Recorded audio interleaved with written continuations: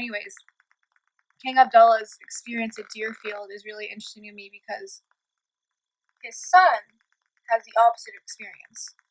And so when I was reading about his time at Deerfield Academy, I'm wondering, okay, so what school did the next King of Jordan go to? And then his son goes to King's Academy in Jordan, and I find out that this is actually founded by Abdullah. And so this is a school that is modeled off of Deerfield Academy. I think he even just kind of stole or borrowed one of the headmasters, from Deerfield Academy for the King's Academy. Like 43% of students receive financial aid, which is just absolutely wonderful. But I checked that. Okay, so I checked what school his kid went to, because I would expected him to also send his kid to Deerfield, because man, when you read about how this guy writes about Deerfield Academy, it makes me wish I went to Deerfield.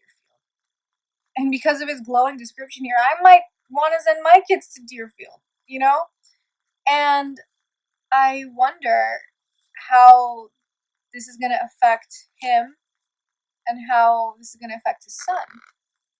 Because he learned about not getting his ass kissed at Deerfield Academy. And I feel like that would be the absolute opposite dynamic at King's Academy. But all I can hope for is that, Crown Prince Hussein, the next King of Jordan, had the best possible high school experience here, that he wasn't favored, and that he's educated to be a great leader, just like his father, right? And his grandfather. And I wonder, did he want to go to his dad's high school too, his dad's alma mater? I wonder if he wanted to go to Deerfield too. But, probably couldn't, because imagine the reputation of a school started by your dad, the king, and he doesn't even send his own kids there. He didn't even send his son there. Like, nobody would respect it. They're like, oh god, this is just some ramshack school that this guy built, and he doesn't even want to send his kid here, right? And I would say, as someone that went to school with, very rich international people that would send their kids to school in America, right? I didn't say that well. As someone that went to school with really rich kids from international countries, their parents would not send their kids to school in their home countries because they weren't high quality enough. They would just send their kids to school in America.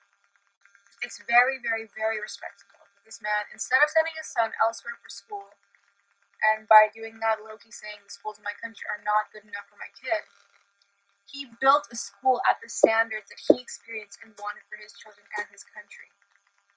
And as someone who's passionate about education, this is probably one of my favorite things that I've read about this guy so far. Instead of just taking the easy route and sending his kid abroad, he builds a school that is as good as these schools abroad. And that's really amazing. As someone who's passionate about education, I love that. This is just building a school that's fit for the future king, fit for the future leaders of Jordan and the Middle East. And he's giving back to his country in a way that's priceless.